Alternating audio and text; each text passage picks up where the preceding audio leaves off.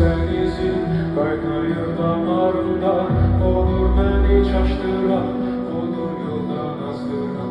Batıram yavaş yavaş, kime derdi basmedi, artık mendub olmuşam, budur ettiras beni. Ruhumu sattı, ruhumu sattı, ölen günüme kadar seneden diyeceğim. Ruhumu sattı, ruhumu sattı, bunu bilen bilerdi bir günden işlerdi böyle.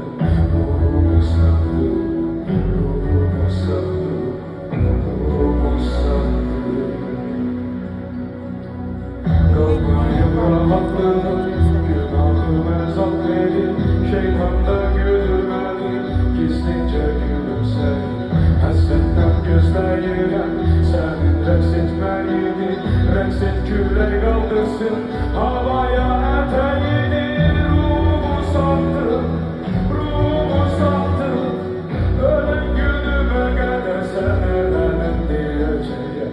Ruhumu sattı, ruhumu sattı, bunu bile bilerdi bir günlerlikteki gördüm. Ruhumu sattı, ruhumu sattı, ruhumu sattı.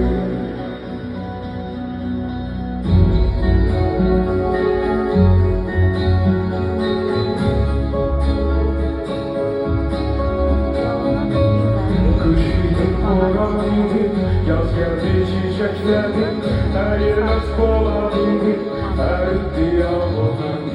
Batıran